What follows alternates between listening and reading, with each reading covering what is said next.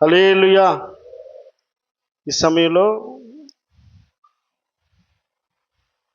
మన ప్రియులు ఈ కూడికకు కారణమైనటువంటి అంగళకుర్తి రాజేష్ మమత పాపం తీసుకొని ఇక్కడికి వచ్చి ఇక్కడ ఈ కుర్చీలో కూర్చోవాలని ప్రేమపూర్వకంగా ఆహ్వానిస్తూ ఉన్నా.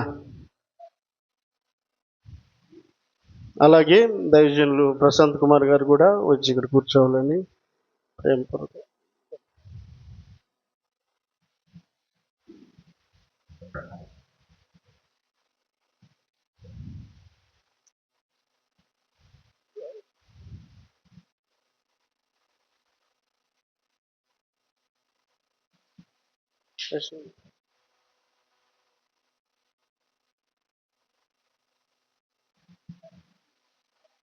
హైట్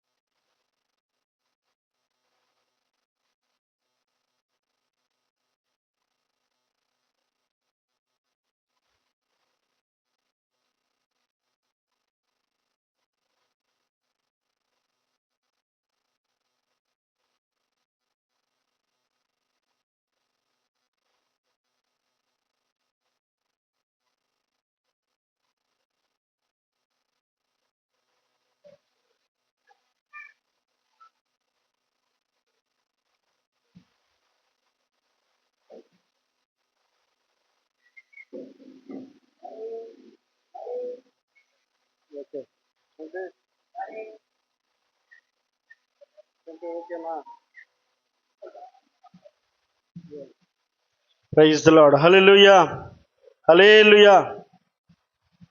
నీవు చేసిన ఉపకారములకు నేనేమి చెల్లింతును? నీవు చేసిన ఉపకారములకు నేనేమి చెల్లింతును? ఏడాది చూడాలనా, వేలాది పొటేలనా, ఏడాది చూడాలనా, వేలాది పొటేలనా, నీవు చేసిన ఉపకారములకు నేనేమి చెల్లింతును? హల్లెలూయా, హల్లెలూయా. దేవుడు ఈ శ్రేష్టమైనటువంటి సమయం ఈ భూమి మీదకి సర్వమానవాళిని సృజించినటువంటి సృష్టికర్త అయినటువంటి దేవుణ్ణి జ్ఞాపకం చేసుకోవడం ఎంతైనా మనకు ఆశీర్వాదకరం, దీవెనకరం. యెహోవా నిన్ను స్తుతించుట మంచిది అని కీర్తనకారుడు 92వ కీర్తనలో చెప్పినట్లుగా 139వ కీర్తనలో భక్తుడు అయినటువంటి దావీదు పలుకుతున్నటువంటి మాటను కూడా మనం ఆలోచన చేసుకుంటా ఉన్నప్పుడు 13వ వచనంలో అంటాడు, నా అంతరంద్రములను నీవే కలుగు చేసితివి, నా తల్లి గర్భమందు నన్ను నిర్మించిన వాడవు నీవే. నీవు నన్ను కలుగు చేసిన విధము చూడగా భయమును ఆశ్చర్యమును నాకు పుట్టుచున్నవి. అందును బట్టి నేను నీకు కృతజ్ఞతాస్తుతులు చెల్లించుచున్నాను. దేవుని స్తోత్రం చెల్లిద్దాం. హల్లెలూయా. ఈ రాత్రి వేళ రాజేష్ అలాగే మమత ఇరువురు దేవుడు వారికి అనుగ్రహించినటువంటి పాప 2 సంవత్సరాల క్రితం దేవుడు అనుగ్రహించినటువంటి బహుమానం అయ్యింది. వాక్యం సెలవిచ్చేటువంటి మాట ఏమిటంటే గర్భఫలము యెహోవా అనుగ్రహించు బహుమానం అట. ఆ బహుమానం కళ్ళతో చూస్తూ ఉన్నప్పుడు దేవుణ్ణి స్తుతించేవారు కొంతమంది ఉంటారు, కొంతమంది ఆ బహుమానాన్ని చూసినప్పుడు బాధపడేవారు కొంతమంది ఉంటారు. కానీ పరిశుద్ధ గ్రంథంలో దేవుని వాక్యం సెలవిస్తున్నటువంటి మాట ఏమిటంటే దావీదు అంటాడు, నా అంతరంగములను నీవే కలుగ చేసేటివి. కలుగ చేసినటువంటి దేవుని జ్ఞాపకం చేసుకోవడం ఎంతైనా ఆశీర్వాదం. దేవుడు ఇచ్చిన దాన్ని మరలా తిరిగి దేవా ఇది నాకు ఇచ్చావు అని మరలా తిరిగి జ్ఞాపకం చేసుకోవడం అది కృతజ్ఞత అయి ఉంటుంది. చేసిన మేలును జ్ఞప్తికి తెచ్చుకోవడం, చేసిన మేలును ఒకసారి స్మరించుకోవడం ఎంతైనా ఆశీర్వాదకరం. కీర్తనకారుడు అంత స్థాయిలో అంత ఎత్తుకు ఎదిగినప్పటికీ, రాజు అయి ఉన్నటువంటి గొప్ప పేరును అతడు కలిగినప్పటికీ భక్తుడు అంటాడు, నా అంతరంధ్రములను నీవే కలుగు చేసేవయ్యా. ఈరోజు నేను ఆర్భాటంగా కనపడవచ్చు, ఈరోజు మహారాజు అని పిలువబడవచ్చు, ఈరోజు గొప్పవాణిగా పిలువబడవచ్చు, కానీ నా అంతరంధ్రములు నిర్మించిన వాడువు నీవే, నా తల్లి గర్భమందు నన్ను నిర్మించిన వాడువు నీవే. కనుక దేవా నీవు నన్ను కలుగు చేసిన విధము చూడగా నాకు భయమును ఆశ్చర్యం కలుగుతుందట. భయపడే వ్యక్తి కాడు దావీదు. గొల్యాతును చూసి ఎదుర్కొని నిలవబడి సవాలు విసిరినవాడు బాలుడై ఉన్నప్పుడే గొల్యాతు మీద తిరగబడినటువంటి గొప్ప ధైర్యశాలి. ఇప్పుడు అంటాడు, దేవా నాకు భయం కలుగుతూ ఉందయ్యా అని అంటున్నాడండి. ఎందుకు భయం కలుగుతూ ఉంది? ఇదిగో గొల్యాతును చూసినా భయం కలగలేదు, సింహాన్ని చూసినప్పుడట తన మంద మీదకి వస్తా ఉన్నప్పుడు సింహపు యొక్క నోటిని చీల్చి చంపేశాడట. ఎవ్వరు లేరు దావీదు పక్షాన అరణ్యంలో సింహాన్నే చీల్చి చంపడానికి పూనుకున్నటువంటి ధైర్యశాలి దావీదు. అంత మాత్రమే కాదు, ఎలుకబంటి వచ్చినప్పుడు ఆ ఎలుకబంటిని సహితము చంపినటువంటి వ్యక్తి అని చరిత్ర చెప్తా ఉంది. అతడు బాలుడై ఉన్నప్పుడే గొప్ప ఘనకార్యాలు చేసిన వ్యక్తి అయి ఉంటే ఇప్పుడు మహారాజు అయిన తర్వాత అంటాడు, దేవా నీవు నన్ను కలుగు చేసిన విధం ఏదైతే ఉందో, నా అంతరంధ్రాలు నిర్మించిన విధం ఏదైతే ఉందో, ఇవి ఒక్కసారి జ్ఞాపకం చేసుకుంటా ఉంటే నాకు భయం కలుగుతూ ఉందయ్యా, నాకు ఆశ్చర్యం కలుగుతూ ఉంది. నన్ను ఈ విధంగా సృజించినందుకు నీకు కృతజ్ఞత చెల్లించకుండా నేను ఉండలేకపోతా ఉన్నాను. అందుకై నేను నిన్ను కొనియాడుతూ ఉన్నానయ్యా, నేను నిన్ను స్తుతిస్తా ఉన్నానయ్యా, నేను నిన్ను గణపరుస్తా ఉన్నానయ్యా. చిన్న ఫంక్షన్ అని స్టార్ట్ చేసినటువంటి రాజేష్ ఇప్పుడు గొప్ప ఫంక్షన్గా మార్చాడు. కారణం ఏంటి? దేవుడిని నమ్మని గొప్ప చేయాలని, దేవుడు చేసిన ఆశ్చర్యకార్యమును అనేకులకు తెలియపరచాలని, దేవుడు చేసిన మేలును జ్ఞాపకం చేసుకోవాలన్న తపన తన హృదయంలో ఉంది కనుక ఈ రాత్రి వేళ మనమందరం కూడా సమకూడబడి ఉన్నాం. అందును బట్టి దేవుని స్తోత్రం చెల్లిద్దాం. హల్లెలూయా. వాక్యంలో రాయబడినటువంటి ఒక మాటను మనం ఆలోచన చేస్తూ ఉన్నప్పుడు సామెతల గ్రంథము 9వ అధ్యాయము 11వ వచనంలో, సామెతలు 9వ అధ్యాయము 11వ వచనంలో, నా వలన నీకు దీర్ఘాయువు కలుగును, నీవు జీవించే సంవత్సరములు అదండి. జీవించే సంవత్సరాలు అధికమవడానికి కారణం ఎవరు? జన్మింపజేసిన దేవుడే, సృజించినటువంటి దేవుడే, ప్రాణాన్ని పెట్టినటువంటి దేవుడే, ఆయుష్నిచ్చినటువంటి దేవుడే, ఆరోగ్యమునిచ్చినటువంటి దేవుడే, సంవత్సరమైన దయాకిరీటాన్ని అనుగ్రహించేటువంటి ఆ గొప్ప దేవుడు రాబోయే కాలం ఆశీర్వాదకరంగా మార్చబడాలి అని అంటే భక్తుడు ఎరిగిన సత్యం ఏంటి అంటే, దేవా నీ వలన నాకు దీర్ఘాయువు కలుగుతుందయ్యా. ఎందుకనంటే నాకు ప్రాణాన్ని పెట్టిన వాడువు నీవే, తల్లి గర్భములు నన్ను నిర్మించిన వాడువు నీవే, నా అంతరంధ్రములు నిర్మించిన వాడువు నీవే. కనుక దేవా ఏమంటాడు, నా వలన నీకు దీర్ఘాయువు కలుగును, నీవు జీవించే సంవత్సరములు అదండి. అధికం అవ్వాలండి. జీవించే సంవత్సరం అధికం అవ్వాలంటే దేవుని యొక్క కటాక్షం ఉండాలి. జీవించే సంవత్సరములు హెచ్చవ్వాలనంటే, మనం ఎక్కువ కాలం జీవించాలి అంటే, దేవుడిచ్చిన సంవత్సరములు అధికమవడానికి గల కారణం దేవుని యొక్క కృప, దేవుని యొక్క కటాక్షమును మనం కోరుకున్న వారమై ఉండాలండి. ఇష్టానుసారంగా బ్రతుకుతున్నటువంటి వ్యక్తి నడమంత్రంగా బతుకుతున్నాడు అనుకో, ఏమంటాం? వీడికి పోయే కాలం దగ్గరకు వచ్చిందని అంటాం. ఎందుకు? క్రమం తప్పి ప్రవర్తించినప్పుడు. దేవుని వాక్యం సెలవిస్తున్న మాట ఏమిటంటే, నా వల్ల నీకు దీర్ఘాయువు కలుగును. నువ్వు జీవించే సంవత్సరములు అధికం అవ్వాలంటే ఏం చేయాలి? నడమంత్రంగా ఉంటే కుదరదు, మనకిష్టం వచ్చినట్టుగా ఉంటే కుదరదు. జన్మింపజేసిన దేవుడు, జీవాయువును ఊదినటువంటి దేవుడు, పరలోకమందు నిన్ను నన్ను మనందరినీ కూడా తన కన్నులారా పరిశీలన చేస్తున్నటువంటి దేవునికి లోబడి దేవుని యొక్క కటాక్షమును మనం కోరుకున్న వారం అయి ఉండాలి. దేవుని యొక్క కృపను కోరుకోవాలి. మనం కోరుకుంటే, మనం ఆశిస్తే మన జీవితంలో అధికమవడానికి, మన సంవత్సరంలో అధికమవడానికి సాధ్యమయ్యేది కాదు. కానీ దేవుడు అనుకోవాలా, మనల్ని బట్టి ఆయన తన కటాక్షమును, తన కరుణను, తన కృపను మన పట్ల ఆయన అనుగ్రహిస్తే తప్ప మనం ఏమాత్రం కూడా సంవత్సరం అనే దయ కిరీటాన్ని పొందుకోలేమండి. సంవత్సరం అనే దయ కిరీటాన్ని పొందుకోలేము. కనుక ఈ రాత్రి వేళ దేవుడిచ్చినటువంటి జీవాయువు, దేవుడిచ్చినటువంటి క్షేమము, దేవుడిచ్చినటువంటి ఆశీర్వాదమును ఈ రాత్రి వేళ తనిక్ష స్త్రీని వారి మధ్యలో పెట్టుకొని చక్కగా దేవుని స్తుతించడానికి ఇష్టపడుతూ ఉన్నారు అని అంటే కేవలం ఆయన కృప కథ. కనుకనే దేవుని మహిమపరచడానికి ఇష్టపడుతూ ఉన్నారు. పరిశుద్ధ గ్రంథంలో దేవుని మాట ఒకసారి జ్ఞాపకం చేసుకున్నట్లయితే, ఎఫెసీయులకు రాసిన పత్రికలో 2వ అధ్యాయము 8వ వచనం నుండి 10వ వచనం వరకు చదువుదాం. ఎఫెసీయులకు రాసిన పత్రిక 2వ అధ్యాయము 8, 9, 10 వచనాలు. వీరి విశ్వాసము ద్వారా కృపచేతనే రక్షింపబడి ఉన్నారు.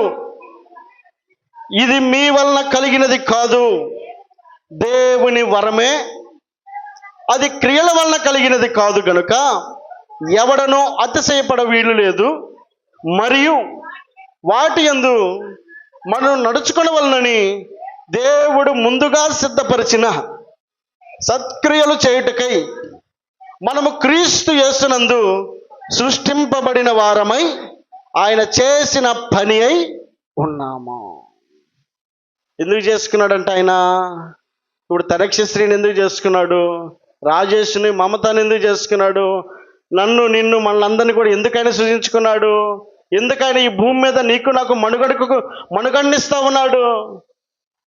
ఎందుకు నీకు నాకు మనకు అవకాశాన్ని ఇస్తున్నాడు ఈ భూమి మీద అని అంటే, వాక్య సెలవిచ్చే మాట ఏమిటంటే, ఆయన అంటాడు, సత్క్రియలు చేయుటకై మనము క్రీస్తు యేసునందు సృష్టింపబడిన వారమై ఆయన చేసిన పని అయి ఉన్నాము. సత్క్రియలు చేయడానికి ఆయన ఇష్టపడతా ఉన్నాడు. నిన్ను నన్ను సృజించుకున్న ఉద్దేశం ఏంటంటే సత్క్రియలు చేయాలట. సత్క్రియలు అంటే దేవుని మెప్పించేటువంటి కార్యాలు, దేవుని మెప్పించేటువంటి పనులు, దేవుని సంతోషపరిచేటువంటి కార్యాలు. హేబేలు దేవునికి ఇష్టడై దేవునికి నచ్చినటువంటి కార్యాన్ని హేబేలు చేస్తూ ఉంటే, కయ్యను కూడా నేను కూడా చేస్తున్నాను అనుకొని తనకు నచ్చిన పనులు చేస్తూ దేవునికి నచ్చిన అనుకొని తన ఇష్టానుసారంగా చేస్తూ ఉన్నప్పుడు దేవునికి ఇష్టం లేక హేబేలు అర్పణను అంగీకరించి కయ్యూని అర్పణను తిరస్కరించాడు. ముఖం చిన్నబుచ్చుకొని మోకాల మధ్యలో తలబెట్టుకొని ఒక్కడి దిగాలుగా కూర్చున్నాడు. దేవుడు పరిశీలన చేసి కయ్యూనితో మాట్లాడుతున్నాడు, కయ్యూను, నువ్వు సత్క్రియ చేస్తుంటే నువ్వు కూడా తలెత్తుకున్నావా అని అంటున్నాడండి. అంటే మన క్రియలను పరిశీలన చేసేటువంటి దేవుడు ఎలా మన క్రియలు ఉండాలట? సత్క్రియలు అయి ఉండాలట, మంచి క్రియలు అయి ఉండాలి. మనం చేసే పనులు మంచివై ఉండాలి. మనం చేసే పనులు దేవునికి ఘనత తీసుకొచ్చేవై ఉండాలి. మనం చేసేటువంటి పనులు దేవుని నామానికి మహిమకరంగా ఉండేవై ఉండాలి. సత్క్రియలు చేయడానికి నిన్ను నన్ను మనందరినీ కూడా సృజించిన దేవుడు అయి ఉన్నాడు. రాత్రి వేళ రాజేష్ మమతలకు దేవుడు అనుగ్రహించిన పాప తనక్షశ్రీని ఎందుకు అనుగ్రహించాడంటే దేవుని కోసం సత్క్రియలు చేయాలట, దేవుని కోసం మంచి పనులు చేయాలని, దేవుని కోసం ఘనకార్యాలు చేయాలని, దేవుని కోసం ఆ బిడ్డ గొప్పగా వాడబడాలని దేవుడు ఆ పాపను వారికి అనుగ్రహించాడు. సంవత్సరం అనే దయాకిరీటాన్ని వారికి అనుగ్రహిస్తూ ఉన్నాడు. జీవించే సంవత్సరంలో అధికమవడానికి దేవుడు తన కృపను అనుగ్రహిస్తూ ఉన్నాడు. ఈ 2వ సంవత్సరం, ఈ 2వ బర్త్డే జరగబోవడానికి ఆయన ఇచ్చిన కృప కారణం ఏంటంటే సత్క్రియలు చేయడానికట. మరి సత్క్రియలు చేయాలంటే ఎలా సాధ్యమవుతుంది అని అన్నప్పుడు వాక్యంలో ఒక మాట జ్ఞాపకం చేసుకుందాం. సామెతలు 22:6 బాలుడు నడవలసిన త్రోవను ఆ వాడికి నేర్పుము, వాడు పెద్దవాడైనప్పుడు అదండి సత్క్రియలు నేర్పాలన్నప్పుడట బాలుడు నడవలసిన త్రోవను వానికి నేర్పుము. మొక్క వంగంది మాన వంగుతుందా? ఏం చేయాలా? మొక్కగా ఉన్నప్పుడే కర్ర పెట్టి చక్కగా నిలబెట్టి కట్టాలా. అప్పుడు పెద్ద అయిన తర్వాత ఇక కర్ర కట్టబడి లేదు, ఆటోమేటిక్ అదే పెద్దదైపోతుంది. కనుక వాక్యం పునాది మనకి జ్ఞాపకం చేస్తున్న మాట ఏమిటంటే బాలుడు నడవలసిన త్రోవను వానికి నేర్పాలి. కనుక సత్క్రియలు మనం అనుసరించడానికి మొట్టమొదటి బాధ్యత ఎవరి మీద ఉంది? తల్లి తండ్రి మీద ఉంది. ఆ తల్లిదండ్రి తీసుకోవాల్సిన ఆలోచన ఏమిటంటే అది తనక్షశ్రీ నడవలసిన త్రోవను తనక్షశ్రీకి నేర్పాలట. పేరు పలకటం కొంచెం కష్టంగా ఉంది, ఆలోచించి పలుకుతున్నా ఎక్కడ తప్పుపోకుండా. దేవుని స్తోత్రం చెల్లిద్దాం. హల్లెలూయా. తనక్షశ్రీని చక్కగా నడిపించడానికి తల్లి తండ్రి వారు ఆ మార్గంలో నడిస్తే పాప కూడా అదే మార్గంలో నడవడానికి అవకాశం ఉంటుంది. కనుక బాలుడు నడవలసిన త్రోవను వానికి నేర్పము అని వాక్యం సెలవిస్తూ ఉంది. నేర్పాలట. మనం ఏం చేస్తున్నామో అది బిడ్డ చూస్తుంది, ఆ బిడ్డ చూస్తాడు. కాబట్టి మనం చేసేది మనం చేయగలిగినప్పుడు తప్పక అనుసరించడానికి చిన్న బిడ్డలైన వారు కూడా అవలంబించగలుగుతారు. పరిశుద్ధ గ్రంథంలో సమూయేలు మొదటి గ్రంథము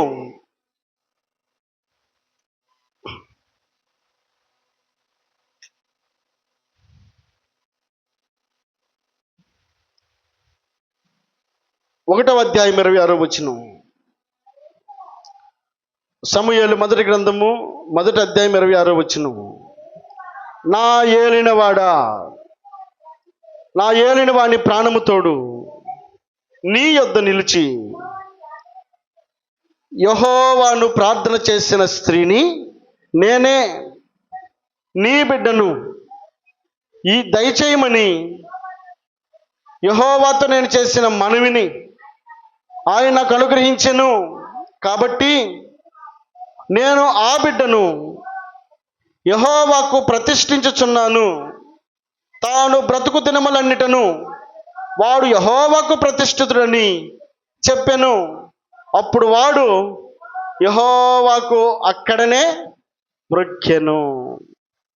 తీర్మానమేమో తల్లిది, తీర్మానానికి తగినటువంటి నడవడికేమో కుమారుడైనటువంటి సమూయేలుదండి. ఎక్కడున్నప్పుడు తల్లి తీర్మానం చేసుకుందో తెలుసా?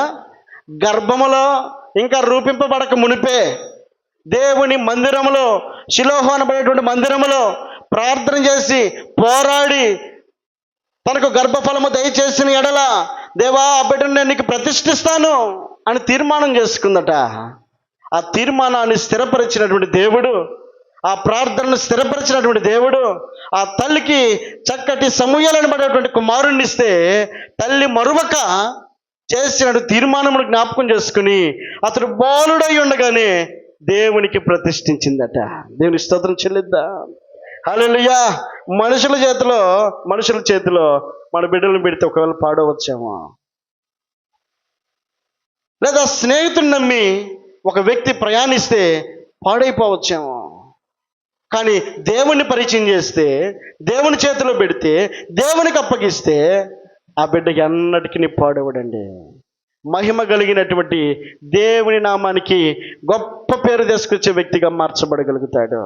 దేవుని స్తోత్రం చెల్లిద్దాం. హల్లెలూయా. సమూయేలు అనబడేటువంటి ఆ కుమారుణ్ణి ఆ తల్లి యొక్క తీర్మానం ఏంటంటే దేవునికి ప్రతిష్ఠించినందున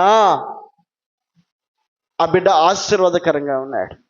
ఎలాంటి ఆశీర్వాదకరంగా ఉన్నాడు అని మనం ఆలోచన చేసినప్పుడు అక్కడే 2వ అధ్యాయం 26వ వచనం. బాలుడకు సమూయేలు ఇంకను ఎదుగుచు యెహోవా దయయందును మనుషుల దయయందును అదండి వర్ధిల్లుతా ఉన్నాడట. తల్లి ఏం చేసింది? దేవునికి ప్రతిష్ఠించింది. ప్రతిష్ఠించబడినటువంటి ఆ కుమారుడు ఆశీర్వాదకరంగాను దీవెనకరంగాను దేవుని చేతిలో పెట్టిన తర్వాత ఆ బిడ్డ దీవెనకరంగా ఉండటానికి వాక్యం సెలవిస్తూ ఉంది. బాలుడకు సమూయేలు ఇంకను ఎదుగుచు యెహోవా దయందును మనుషుల దయందును.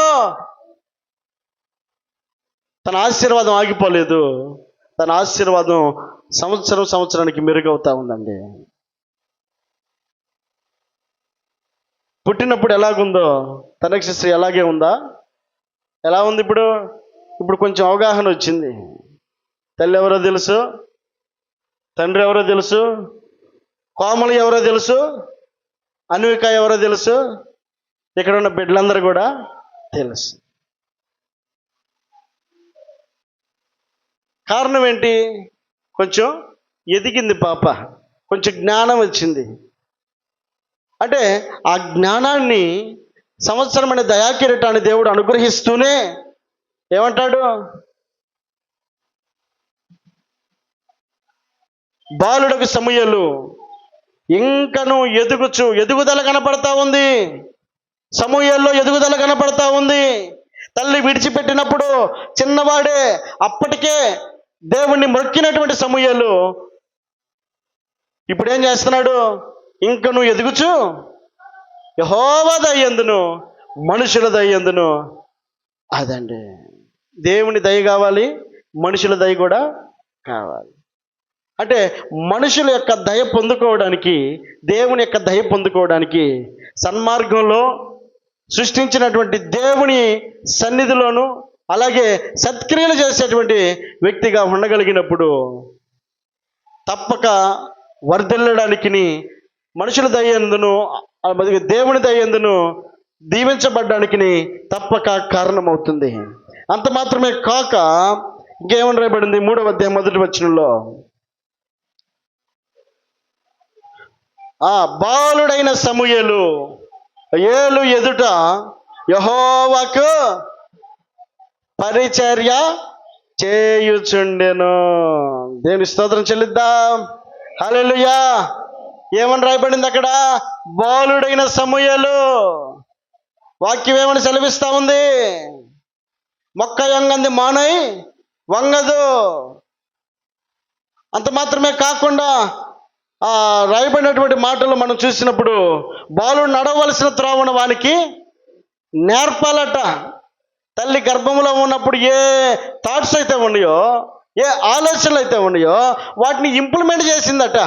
బయటకు వచ్చిన తర్వాత నీ మార్గం ఇది కాదు, నీ ఆలోచన ఇది కాదు అని సరైనటువంటి మార్గాన్ని చూపించినటువంటి తల్లిని అనుసరించినటువంటి కుమారుడు అతడు బాలుడై ఉండగానే పెద్దల దయందును దేవుని దయందును వర్ధిల్లుతా ఉన్నాడు. అంత మాత్రమే కాక ఏం చేస్తున్నాడు? అతడు ఏలి ఎదుట ఎవరికి పరిచర్య చేస్తున్నాడు? యెహోవాకు పరిచర్య చేస్తున్నాడు. దేవుని స్తోత్రం చెల్లిద్దాం. హల్లెలూయా. దేవునికి పరిచర్య చేస్తా ఉన్నాడు సమూయేలు అనబడేటువంటి కుమారుడు. ఇదిగో దేవుని మందిరావరణలో చేస్తున్నాడు పని.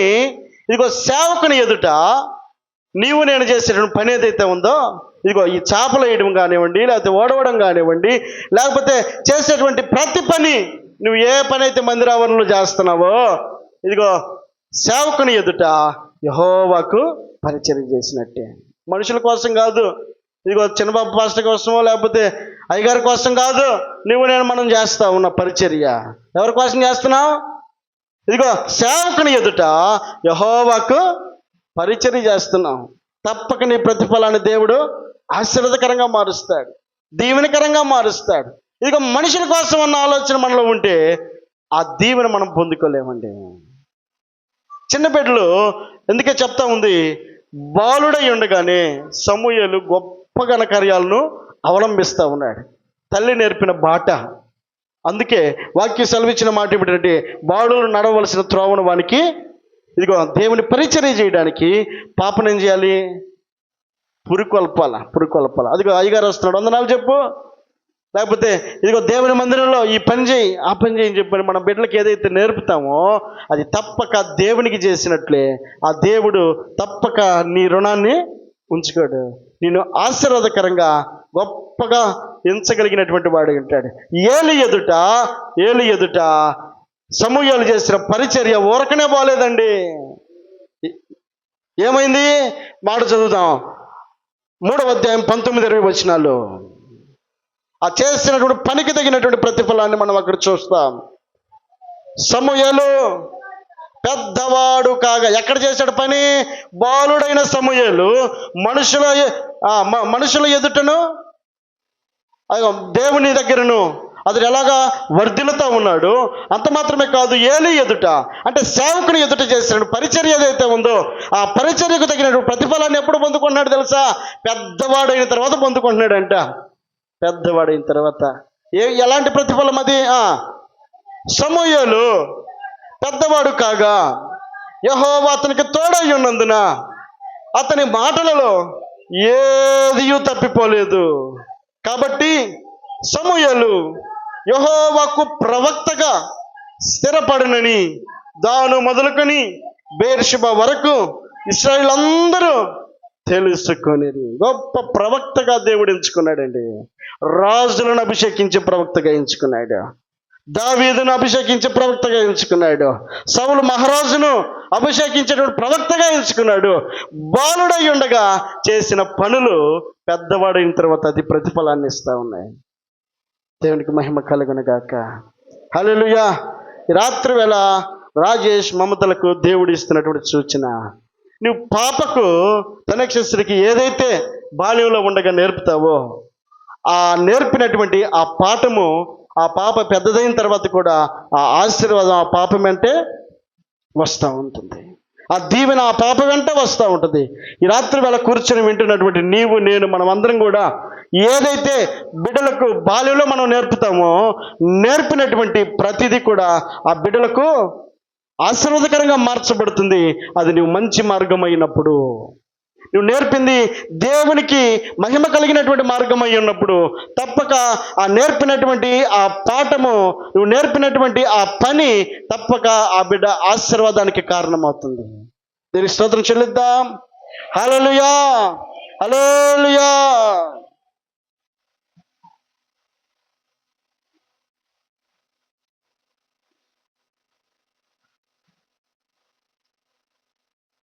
థామస్ ఆల్వా ఎడిసన్ అనబడేటువంటి ఒక వ్యక్తి అట చిన్నవాడై ఉన్నప్పుడు అమెరికాలో 1947లో పుట్టాడు. పుట్టినప్పుడు ఆ బాబు కొంచెం మెంటల్గా తన యొక్క స్థితి ఉన్నప్పుడు తల్లి స్కూల్లో చేర్చింది. స్కూల్లో చేరిస్తే ఆ స్కూల్లో కొద్ది రోజులు ఆ బాబుని ఎట్టొకట్ట భరించారు. ఆ బాబుని నేర్పుతుంటే ఏమి నేర్చుకోవడం లేదు, ఒక పట్టాన అర్థం చేసుకోవడం లేదు. చూసినటువంటి టీచర్ గారు ఏం చేశారంటే సంవత్సరాలు గడవనిచ్చిన తర్వాత ఆ బాబుకు ఒక ఉత్తరం రాసి ఇచ్చిందట. ఇది తీసుకెళ్ళి మీ మమ్మీకి ఇవ్వు అని అందట. ఇచ్చినప్పుడు ఆ బాబు తీసుకెళ్ళాడు, వాళ్ళ మమ్మీకి ఇచ్చాడు. ఆమె చదువుకుంది ఆ ఉత్తరాన్ని. కళ్ళెమ్మట నీళ్ళు వస్తూ ఉన్నాయి, కళ్ళు నీళ్ళు తుడుచుకుంది.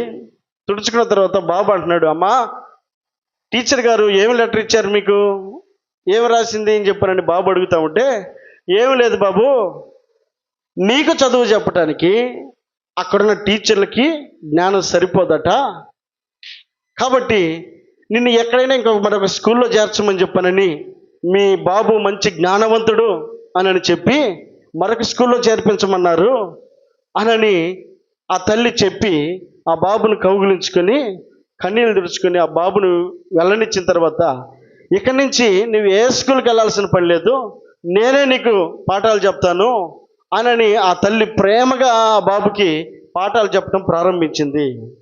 ప్రారంభించినటువంటి ఆ చదువు ఆ బాబు నేర్పుతూ వస్తూనే రాత్రంతా కూడా ఆ తల్లి ప్రార్థన చేసేదట ఆ బిడ్డ కోసం. పగులేమో బాబు కోసం చదువు చెప్తూ రాత్రి ఏమో ఆ బిడ్డ జ్ఞానం కోసం ప్రార్థన చేసేదట. ఆ తల్లి ప్రార్థన చేస్తూ ఉండగా రాను రాను ఆ థామస్ ఆల్వా ఎడిసన్ అనబడేటువంటి వ్యక్తి తనకున్నటువంటి అజ్ఞానం అంతటిని కూడా పోగొట్టుకొని ఒక జ్ఞానవంతుడిగా మారిన వ్యక్తి. ఇదిగో మనకు కనబడుతున్నటువంటి ఈ వెలుగుగా ఉన్నటువంటి ఈ బల్బు ఏ విధంగా కాంతివంతంగా వెలిగించాలో సృష్టించినటువంటి సృష్టికర్త ఆ థామస్ ఆల్వా ఎడిసన్ అయి ఉన్నాడండి. ఆ తర్వాత అంత గొప్పవాడైన తర్వాత తన తల్లి చనిపోయింది. ఆ ట్రంక్పెట్టెలో ఉన్నటువంటి ఆ ఉత్తరాలన్నీ కూడా ఏ అయితే పాత వస్తువులు ఉన్నాయో అన్నిటిని కూడా తిరిగేస్తూ ఉంటే ఆ ట్రంక్పెట్టెలో ఉన్నట్టు ఆ ఉత్తరాన్ని తీసి ఆ థామస్ ఆల్వా ఎడిసన్ గొప్పవాడైన తర్వాత చదువుకుంటున్నాడట. ఇదిగో ఈ ఉత్తరం చూస్తూ ఉంటే ఇది చిన్నప్పుడు స్కూల్ టీచర్ ఇచ్చిన ఉత్తరం అని చెప్పిన ఆ ఉత్తరాన్ని తీసుకుని చదువుతూ ఉన్నప్పుడు ఆ బాబు కళ్ళల్లో నీళ్లు తిరుగుతూ ఉన్నాయి.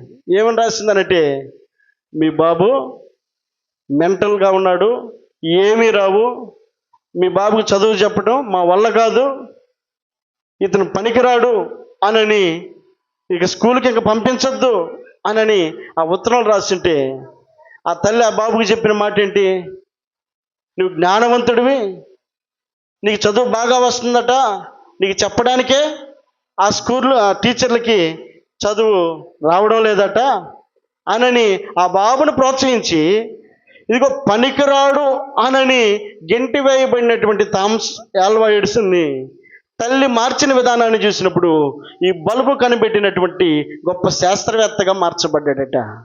తిరిగి స్తోత్రం చెల్లిద్దాం. హల్లెలూయా. అంత మాత్రమే కాక అనేక గొప్ప గొప్ప ఆవిష్కరణలను ఈ థామస్ ఆల్వా ఎడిసన్ సృష్టించడానికి కారకుడయ్యాడండి. ఎవరు పనికిరాని వారు కాదు, ఎవరు పనికిరాని వారు కాదు. మనం నేర్పుకుంటే, మనం చెప్పుకుంటే బాలుడు నడవలసిన త్రోవను వానికి నేర్పుము. మనం ఏదైతే ఆ బిడ్డలకు పాజిటివ్గా మనం నేర్పగలుగుతామో, వాడు నేర్చుకోగలడన్న ఆశతో మనం నేర్పగలుగుతామో తప్పగా వారు ప్రయోజకులుగా మారుతాడు. నువ్వు పనికిరానోడివి, నీకు ఏది రాదని చెప్పని మనం కనుక వారిని కృంగదీస్తూ ఉంటే వారు అదే కావాలా, నాకేమీ రాదు కావాలా అన్నట్టుగానే వారు వెనకడిపడి పోతూ ఉంటారు. ఎప్పుడైతే వారిని మనం ప్రోత్సహిస్తామో, వారిని ముందుకి నడిపించగలుగుతామో, ఆ నడిపించగలిగినటువంటి వ్యక్తి ప్రయోజకుడిగా మారినట్లుగా ఈ రాత్రి వేళ దేవుడి వాక్యం సెలవిస్తూ ఉంది. బాలుడు నడవలసిన త్రోవను వానికి నేర్పము, వాడు పెద్దవాడైన తర్వాత దాని నుండి తొలగిపోడు. దేవుడు ఈ రాత్రి వేళ రాజేష్ మమతలకు అనుగ్రహించినటువంటి పాప దేవునికి ఇష్టానుసారమైనటువంటి పాపగా వారు నడుస్తూ ఆ పాపను నడిపించుదురుగాక. ప్రార్థన చేసుకుందాం. అయ్యగారు ప్రార్థన చేస్తాం.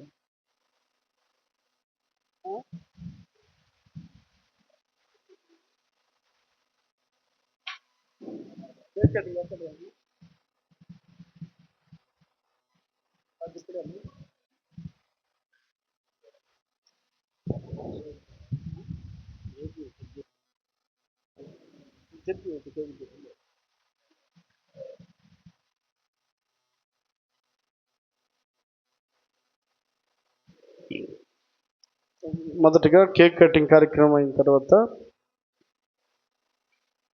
ప్రార్థన చేసుకుందాం.